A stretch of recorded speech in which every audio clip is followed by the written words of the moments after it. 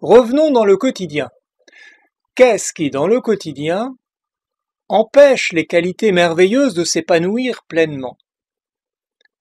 Bien, ce ne sont pas les circonstances extérieures, ce ne sont pas les autres, ni ce qu'ils font ou ce qu'ils ne font pas, ce sont les émotions perturbantes qui nous envahissent, y compris d'ailleurs nos attentes, nos désirs et nos craintes. L'important n'est pas tant l'événement qui se passe à l'extérieur que la façon dont nous le faisons retentir en nous. Lorsque nous faisons face aux émotions perturbantes, 3 éléments interagissent. Nous manquons d'espace, nous nous sentons envahis et nous avons du mal à laisser s'épanouir nos qualités merveilleuses. Alors nous manquons d'espace. Nous nous replions sur nous-mêmes, nous nous sentons à l'étroit. Et souvent, d'ailleurs, la tentation est grande de vouloir chercher une issue vers l'extérieur à notre tension intérieure. Voici quelques exemples. Victimes d'une injustice, nous nous sentons impuissants, enfermés. Si nous avons peur, nous allons être tentés de trouver une issue rapide à la situation. Si nous perdons un être cher, alors le monde semble perdre son sens, il n'y a plus rien sur quoi s'appuyer, l'horizon paraît fermé.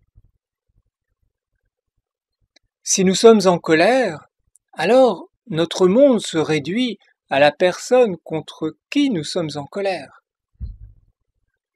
Et de la même façon, si nous sommes jaloux, tout notre univers se résume à la personne ou à l'objet cause de notre jalousie. Le deuxième élément est que nous sommes totalement envahis par l'émotion. C'est comme une goutte de poison violent tombant dans un puits, en un instant toute l'eau est contaminée. Nous nous sommes rétractés et l'espace qui nous reste est complètement envahi par l'émotion perturbante.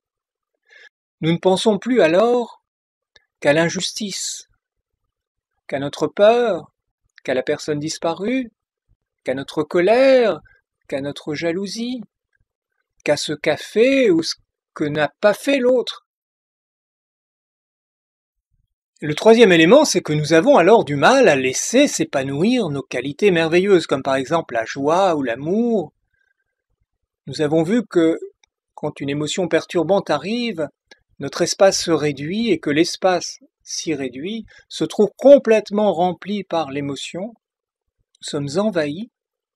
Alors toute notre énergie est mobilisée autour de cela et nous n'en avons plus à donner aux personnes qu'on aime. Par exemple, si j'ai de gros soucis dans mon travail dans la journée, je rentre chez moi, je suis avec mes proches,